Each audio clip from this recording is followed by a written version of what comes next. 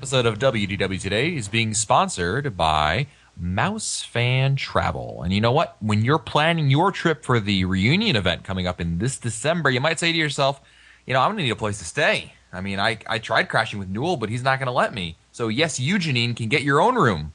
You can contact MEI and Mouse Fan Travel, and they can help book a room for you. They got great rates. You know what they have for a rate, Mike Newell? What do they have? They have for the reunion. What do they have? For with tax, $60 a night. What? At good old Pop Century, better known as Ye Old Scopa Towers. That's insane.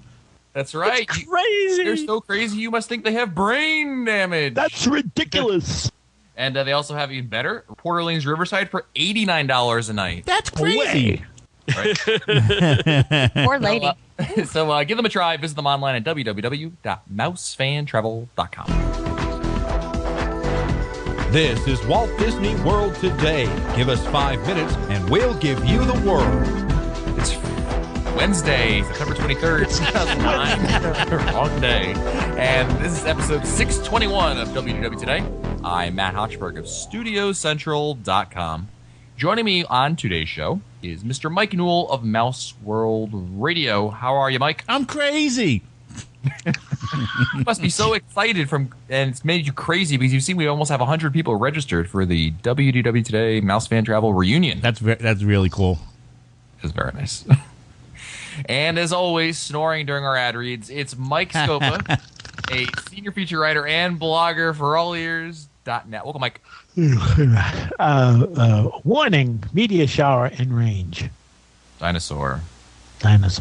Yes. And joining us once again is Len Testa, co-author of the Unofficial Guide to Walt Disney World. Welcome, Len. Hey, how's it going, Matt? Outstanding. And joining us also is the fabulous Annette Owens, the Manager of Customer Relations and Group Services for the aforementioned MEI and Mouse Fan Travel. Welcome, Annette. Hey, guys. Well, it's Wednesday, and we're answering your listener questions. We're going to start with an email from Katie Little of Scarborough, Maine. Right, say Mike Squared, and the fabulous Annette. Hey guys, while listening to episode 609, I found myself yelling at my iPod in agreement with something that was said. As an annual pass holder for the parks in Florida, I have to agree with the fact that we do get shortchanged every so often.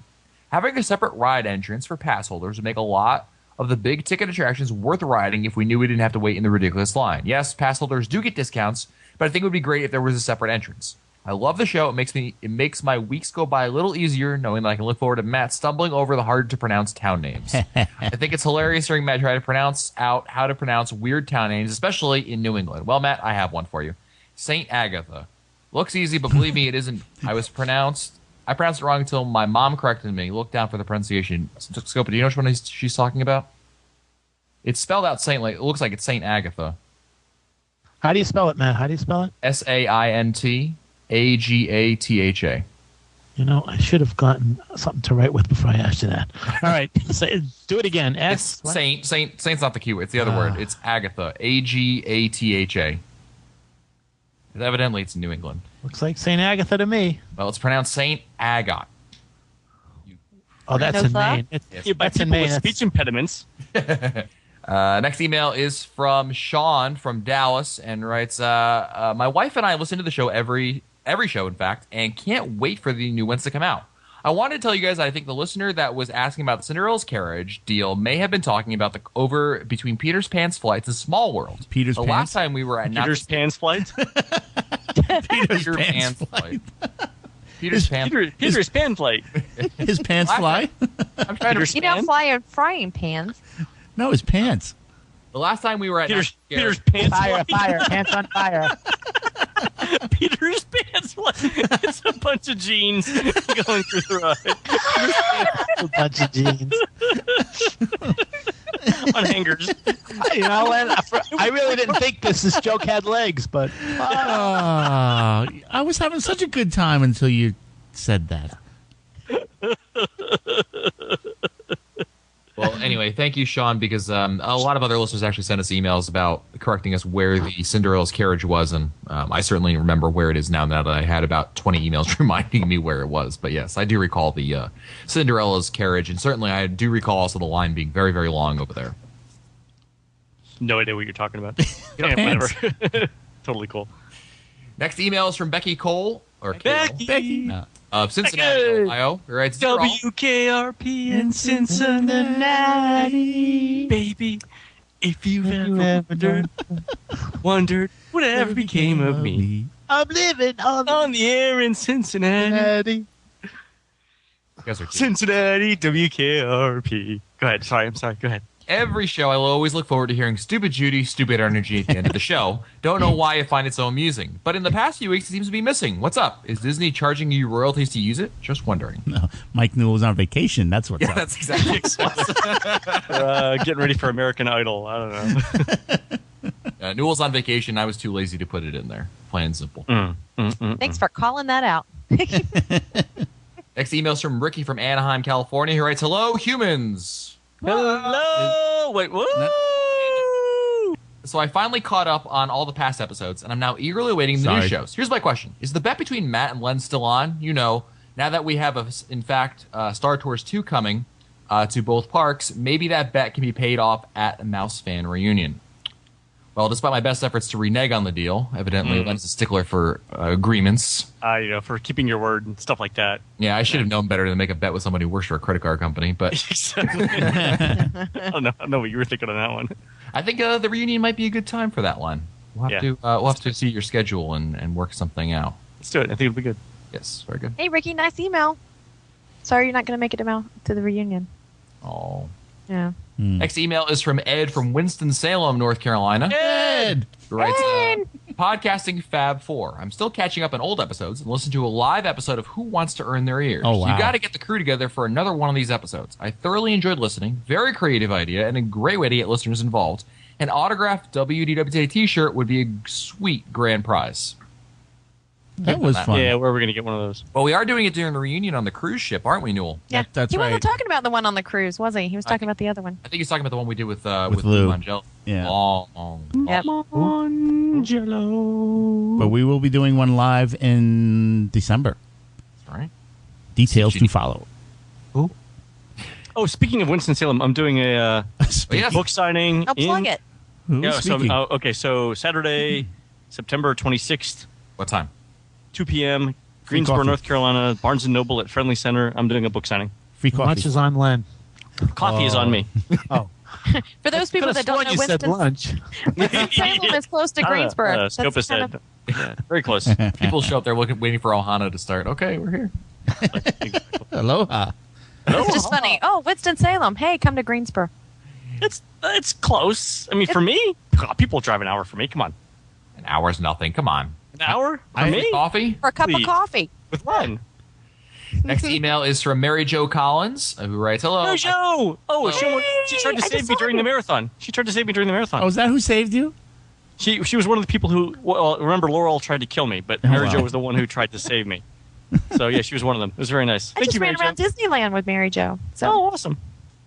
Mary Jo, hello, my friends Matt, Mike, and that jerk Len." Oh. There. I put that in there. Oh, wow. Oh, I put that in there. Ow. Are you sure you got that right, Len? Who tried to kill you? I didn't throw up on her, so where's that coming from? Hello, my friends Matt, Mike, Len, and the fairest one of them all, Annette. My question is regarding PhotoPass. I've used this service on many trips to Walt Disney World, and I've always bought the pictures on CD. This fall, I have the thrill of being able to go to Disneyland soon for an event that already happened. Welcome back. I know that you have 30 days after you initiate the pictures from a trip to do whatever you want with them in the PhotoPass site. But what I don't know is whether you can combine Disneyland pictures with Disney World pictures. My family has combined our PhotoPass cards together many times, so I know that works, but I just don't know about combining PhotoPass cards from Disneyland and Disney World. Yours truly from Lenoir City, Tennessee, or Lenoir City, if you're cool like Matt. Lenoir? Yeah, it's Lenoir. Come on. Lenoir, whatever you say. That's an I don't think you can do it. I mean, I'd be shocked if Disney's technology was that. I wouldn't be shocked. I'd be moderately surprised anyway. Perhaps one of our listeners knows the definite answer to this. I've never tried it, but Or maybe Yeah. Mary Jo can let us know. Since she's back. She's back, really. next email is from Griffin J, who writes, "It's completely stupid that you have to be 16 to go on the Keys of the Kingdom tour. I'm 14, and I was so excited when I heard about it. Then I found out about the age restriction. I love the parks and doing stuff there also, but I love history and backstage stuff. Why is there an age limit? Is it a stamina thing or is it a size thing? You guys aren't like rappelling on bridges or anything, right? You know, it's probably a legality thing or a 16, though? insurance thing. I mean, if a little maybe 3-year-old's insurance, yeah. running around and See, gets I hurt, thought different. I had a different take on it, Mike. I thought it was a maturity thing because when you're going backstage, there's the possibility of seeing things that would Naked quote, characters? break the What? magic. have you seen some of the adults that go backstage? Yeah, really. Oh, We've yeah, it been should be backstage and we're maturity not in that mature. age. Yeah. Yeah, Yeah, that's what really. I'm saying. So I figured Disney figured 16 is a good maturity level, but that's Well, just a and- guess. That's a guess. I think you're probably right, though, Matt, just because I've been on several of these and, you got to be quiet. You got to step back. Sometimes you got to step out of the way. Sometimes you see things you might not want to see. So, Next email is from Sue Coppola, who writes, "Hi, Matt and the rest of the crew. So I'm guessing that your moms all taught you if you have nothing good to say, then don't say anything at all. I'm referring to D23, of course. You guys are the only podcast that has not weighed in on this topic. I, for one, am not joining. I was hoping for a Disney loyalty reward program, and all we've gotten is another way to pick our pockets. I have listened to the interviews with other podcasts, and the Disney folks saying that Disney had listened to podcasts for 3 years, and this is what they thought most folks wanted. Who were they listening to? Either way, $75 is, in today's economy, is wild, and at the very least, an indication of how out of touch the Disney folks are. Wow. What's next, Matt? What's the next question you got? Next question. Thank you for sharing your thoughts, Sue. Next email is from... I will say that the reason I have not joined, and I will say that I have not joined because while I am a Disney parks aficionado, I am not an aficionado for Disney films, memorabilia, television for sure. I just don't care. So the event, D23 rather, the thing is membership is about other things other than the park, so I chose not to join it for that reason. Matt, you know why I chose not to join? What's that? Because the name of this podcast is WDW Today, not DL Today. Or Disney as a whole. Right, Disney Channel and all Right. these other things. That's exactly why I didn't join. So, but to all their, to each their own. I just didn't think it was worth $75, but whatever. Your thing works too. That too. Next email is from Scott from Washington, D.C., who writes, I read in Mouse Tales, a behind-the-ears look at Disneyland by David Koenig, that there is a secret dining room within Disneyland called Club 33. As I understand it, the area was built to host corporate sponsors of the park. I read in his second book, Reality Land, True Life Adventures at Walt Disney World, along with other research, but could not find an equivalent place in the Magic Kingdom at Walt Disney World. I was wondering if any of you knew on the subject. My assumption was that Walt Disney World was so much larger that entertainment of park sponsors did not need to be within a park, and that it was done at other venues on property. Of course, if there was such a place, I'd make it a goal to somehow get reservations. So there is I don't know if it's a secret because everyone knows about it, but there is a place called Club 33 in Disneyland with reservations that are difficult to get. There's no equivalent restaurant in Walt Disney World, but there are corporate sponsor lounges, which we've all been in many of, right, Mr. Scopa? Yes, sir, we have. Yeah. Next. but those lounges do not have the. I don't think they compare to Club 33 though. I mean, No. the lounges are nice, but No, nothing they're not compares like to that. 33. Yeah. Yeah, and certainly the sponsors pay for those lounges in the price of their pavilion that they're sponsoring. Yeah. Next email is from Tim Gracie of Quincy, Massachusetts, who writes, "I started listening." I believe it's pronounced Quincy. Quincy. I started listening to your show starting with episode number 1 in the archives back in late 2008. I just finished listening to show 364 and live show number 1, but I Sorry. still have over 100 hours of inane banter to listen to. Forgive me if my show references are a bit dated, but I feel it's safe to assume that it still takes eons for emails to be answered. Scopa is still old, and Narcoossee's is still the recommended place to, quote, meet new people. Meet friends. True Win on friends all- that on all influence fronts. people. That's right. Yeah. My hope is that you will have not read this email. My hope is that you will have read this email on the air by the time I'm caught up. No pressure. My question is concerning the unofficial guide. Ding. Ding. There you go. What is the most number of dings in a listener email? Is the associated ding some sort of Pavlovian response that Newell has subconsciously programmed into his brain? If I were to say Jim Hill used to run unofficial guides to Magic Kingdom, would that merit a ding? What if I were to inquire about an official guide? Does that get me a ding? Oh, official? No. Official. Oops. What would the ding count? What would the ding count be on the following sentence? Are the unofficial guide touring plans that are listed on touringplans.com unofficially or officially associated with the unofficial guide? It's like how much would chuck. Woodchuck wood. That's awesome. So I think it's safe to say that this show had the most dings. Yeah, I think so. I feel like I'm on the Southwest. Yeah, really, the website. Basically, if it's not a reference to the unofficial guide in some capacity, form, or Lentesta, it doesn't get a ding. That's the easy There way. you go. Yeah. Next email is from Matt Lawrence of North Yorkshire, United Kingdom. Yorkshire. Writes- Yorkshire? Yorkshire. Yorkshire. Yorkshire. Yorkshire. Yorkshire. Ye old town in ye old England. Leicestershire. It's England. England. Detroit. Rock City. Matt writes, "Hi, Matt, Mike, Len, and Annette. Rock City. My family and I traveled to the world in July and August, and during our trip, my parents are going to be celebrating their 25th wedding anniversary. For the big day, I was hoping to book an ADR for Le Cellier, but listening to episode 541, you mentioned that may be very difficult. Mm-hmm. Do you expect I'll have difficulty booking an ADR 90 days in advance? If so, can you recommend anywhere else?" Yeah, you have to get up. Well, sorry, in the UK, you're like 5 or 6 hours You're ahead of already time. up. Yeah, you're already up. Yeah, So it's it's easy like for you it's like guys. noon. Yeah.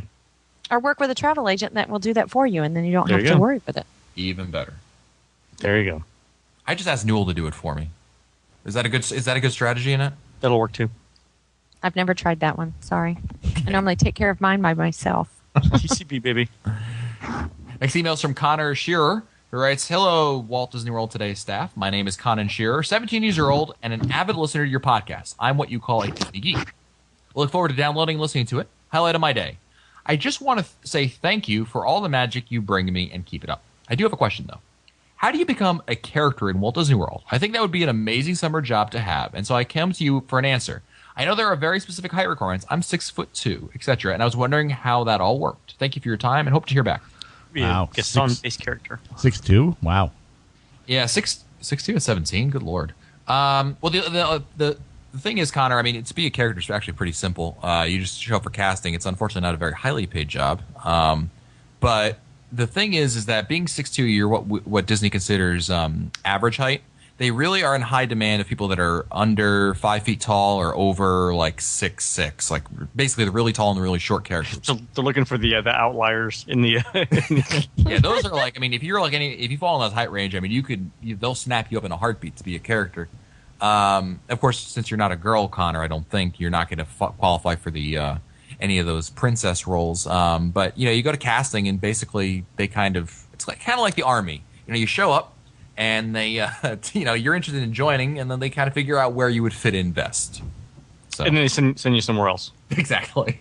Well, and I can tell you, I have a friend here in town that I've spoken with, and Queen of Hearts, So yeah, he was telling me about, he was actually the Ram at UNC. He was the Ram at UNC, so he actually got into being a mascot in college, which gave him the ability, little upper hand when going in and doing the other. So a little experience.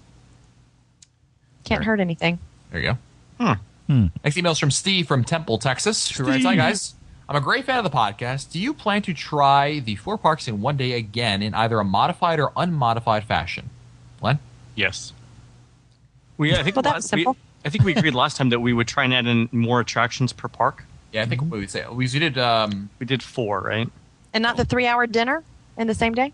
And a 3-hour dinner. Yeah, we're 3-hour dinner too. That kind of screwed everything up. No, I think we did 3 attractions, didn't we? We 3? We could do Yeah. more. I think we agreed we could do more. Yes, I agree. We'll have to figure it out. There might be an event that's coming up in 2010 that we're planning that might pursue. But too many details. I will divulge more at a later time, perhaps if an email bribes me well enough. Next email is from Neil in... Dear Matt. Dear Matt, I have pictures of... I thought those were between us. Hey, now. Next email is from Neil in Achimani, Oh, United my- Kingdom. I believe it's Wow. pronounced Ocho Cinco. That's right. Anyway, someone from Ye Olde England again, who writes, "Hi, Matt, Mike, Len, and perhaps Annette. Firstly, let me thank you for answering my question, albeit belatedly in episode 600, 3 months after my trip and 6 months after originally asking it." Hey, these days that's pretty good. Yeah. Right. That's par for the course. But you help somebody else. That's right. That's what it's all about. That's why we answer them. Taking a leaf out of Len's data-driven book, The Maths, that's maths, not math, Governor. That's right. Suggests that I can Governor. squeeze in 2 questions before my next planned trip, so here goes. We're planning our next trip to the world in late 2010. It would good. appear, yes, we're ahead of schedule. It would appear, based on the 2009 dates at least, that we could conceivably fit Epcot Food and Wine, Mickey's Not So Scary Halloween Party, and Mickey's Very Merry Christmas Party, all within a fortnight's trip. Fortnight, I learned, is 2 weeks in Brit speak. 2 weeks. Yes. Say October 30th through November 13th, for example. That sounds reasonable, don't you think, Glenn? Yeah, definitely. My questions are, is this usual for these special events to overlap or be so close together? Well, you have to remember that Disney's running the Not So Scary Halloween Party starting in right after 4th of July. August. And so I actually figured this out that actually 1/3 of the year is devoted to is devoted to those 2 holidays in Disney World. So it's not uncommon at all, especially if you can go like the last week of October, first week of November, somewhere in there. Yeah, definitely you could do it. Yeah, Anything just- like October 25th through November 8th. Yeah, he mentioned October 30th, Neil. Neil did Oh rather. yeah, And So you could do Halloween and then definitely be there. Oh for the yeah, Christmas no party. problem at all. Yeah, what the heck? You could get in Jersey Week too while you're there. I just wanted to remind Neil that if he does go with those dates, like say get there on October 30th, make sure he buys his Not So Scary tickets really, really as soon as they come out, because those dates The Halloween sell date's out. gonna Yes. yeah. Neil also wants to know, I'm aware that the party cost varies by date, but does the content of the parties change depending on the date you go? Scopo? No. No, the only thing that will change is that the closer you get to Halloween, the more candy you'll probably get. But the That's content true. does not change. 2 parades, 1 fireworks, And 2 headless the- horsemen. 2 headless horsemen. That's correct. That's 2. Thank you, Mr. Newell. Right, we were getting beat up on that, and we confirmed that it's 2 headless. It's 2 They have 2 headless different horsemen. headless horsemen. No, he rides twice. He rides Oh, twice. oh. Right, right. Yeah, because where are they going to find 2 headless guys? One is really kind of cool as it is. you know? Sing.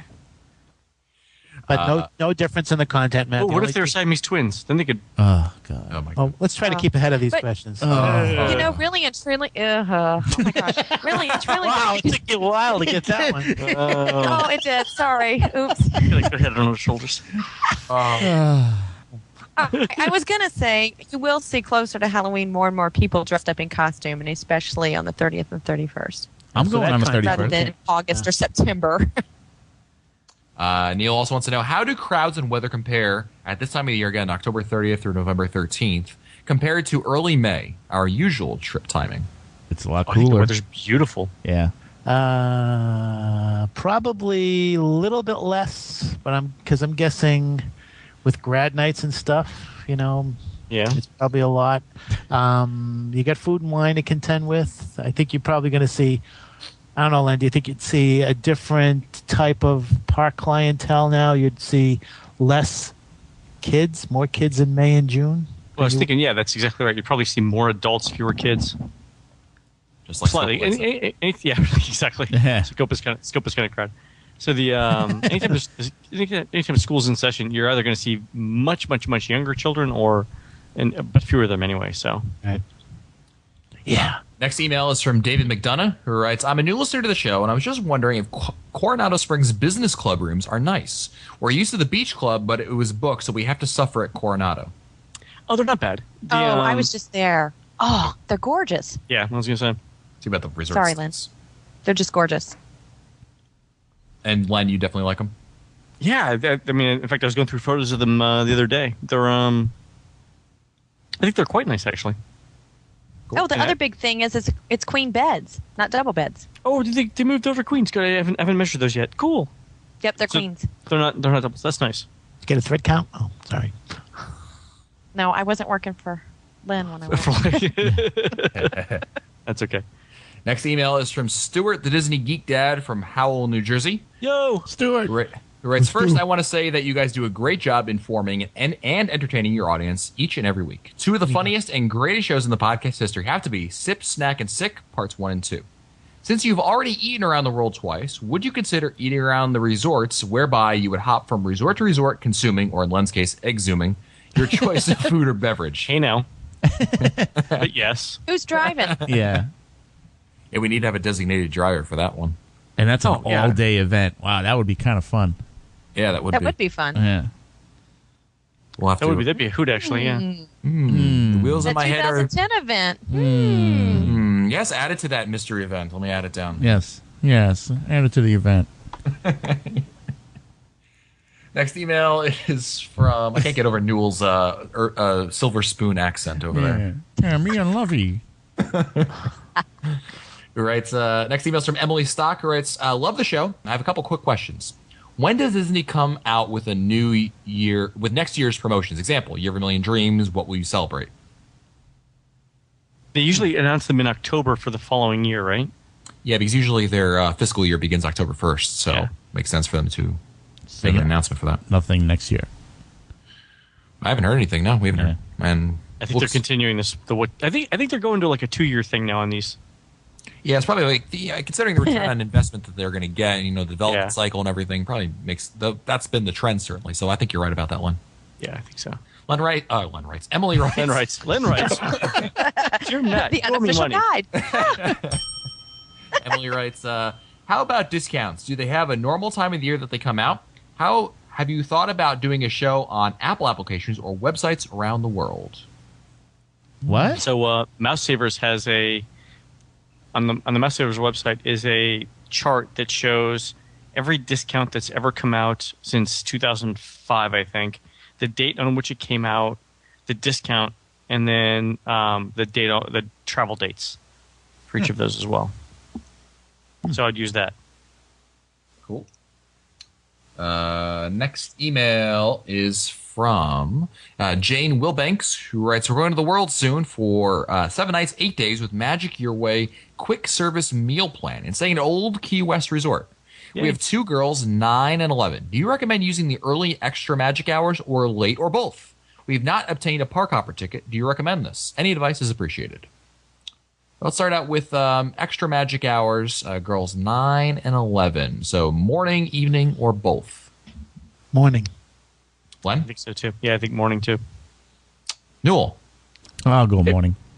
If that's what the girls, if the girls can get up in the Oh my morning, goodness. that's I'm going both.